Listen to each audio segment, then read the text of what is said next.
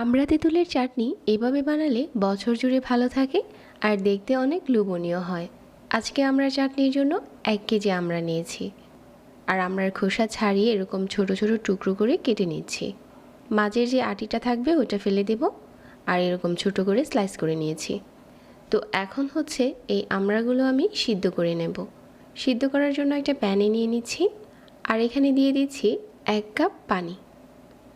1 cup পানিতেই আমড়াগুলো খুব ভালোভাবেই সিদ্ধ হবে। এখন ঢাকনা দিয়ে ঢেকে অল্প আঁচে সিদ্ধ করে নিচ্ছি, যাতে পানিটাও শুকিয়ে যায় আর আমড়াগুলো খুব ভালো করে সিদ্ধ হয়। তো এভাবে করে নাড়লে দেখা যাচ্ছে যে প্রতিটা স্লাইসই এরকম অনেকটাই গলে গেছে। তো এখন প্যানটাকে চুলা থেকে উঠিয়ে নিচ্ছি আর গরম থাকা অবস্থাতে ভালো করে ম্যাশ করে নিচ্ছি। যতটা ভালো করে ম্যাশ করবেন চাটনিটা খেতে তত বেশি ভালো লাগবে। আর এই ম্যাশ করার কাজটা অবশ্যই আমরা গরম থাকা অবস্থায় করতে হবে, ঠান্ডা হলে কিন্তু এটা খুব ভালো করে ম্যাশ হতে যাবে না। তো এরকমভাবে ম্যাশ করে নিয়েছি। সাথে যেহেতু তেঁতুল দিব, আমি এখানে প্রায় 100 গ্রামের মতো কিছু তেঁতুল দিয়ে দেব। এখন তেঁতুল একটা বাটিতে নিয়ে একদম গরম পানি দিয়ে ভিজিয়ে রাখছি কিছুক্ষণ, তাহলে তেঁতুলের কাজটা বের হতে সুবিধা হবে।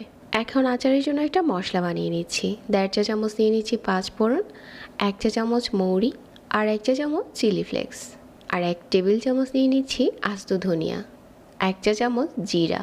এই সবগুলো মশলা হালকা একটু ভেজে নিচ্ছি। তো মশলাটা ভেজে তারপর হচ্ছে এটা আমি আধা ভাঙ্গা করে গুঁড়ো করে নেব। যে তেঁতুলটা ভিজিয়ে রেখেছিলাম এটাও এখন নরম হয়ে গেছে। চাটনি বানানোর জন্য চুলায় প্যান বসিয়ে 1/4 কাপ দিয়ে দিচ্ছি সরিষার তেল। তারপর দিয়ে দিলাম কিছু আস্ত গরম মশলা, এলাচ, দারচিনি আর হচ্ছে তেজপাতা। 1/2 চা চামচ করে দিয়ে দিচ্ছি আদা আর রসুন বাটা। 1 টেবিল চামচ দিয়ে দিচ্ছি সরিষা পেস্ট, চাইলে এখানে কাসুন্দিও দিতে পারেন। তারপর 1/2 চা চামচ করে দিয়ে দিচ্ছি গুঁড়া মশলা, মরিচের গুঁড়া আর হচ্ছে হলুদের গুঁড়া। যেই তেঁতুলের গাঁটটা আগে থেকে গুলিয়ে রেখেছিলাম ওইটা দিয়ে দিচ্ছি আর 1 কাপ দিয়ে দিচ্ছি গুড়। এখন দিয়ে দিলাম আগে থেকে যে আমড়াটা ম্যাশ করেছিলাম ওইটা আর যে মশলাটা আমি আধা ভাঙ্গা করে গুঁড়ো করেছিলাম ওইটা দিয়ে এখন শুধু অল্প আছে নেড়ে যাচ্ছি। গুড় দিয়ে আচারটা বানালে দারুণ একটা কালার আসে। মিডিয়াম আঁচে নাড়তে থাকবেন, তারপর একটা সময় দেখা যাবে যে দারুণ একটা কালার চলে এসেছে। গুড়ের আচারের কালারটা কিন্তু দারুণ হয়। আমি যে মশলাটা গুঁড়ো করেছিলাম ওটা হচ্ছে আমি লাস্টে আর একটু দিয়ে দিচ্ছি আর দিয়ে দিচ্ছি সাথে একটু বিট লবণ। এখন আচারের কালারটা দেখতে দারুণ হয়েছে এরকম না, খেতেও এটা অনেক বেশি টেস্টি হয়েছে। সাথে তেঁতুল অ্যাড করে যদি আমড়া চাটনিটা এভাবে বানাতে পারেন বছর জুড়ে এটা ভালো থাকবে।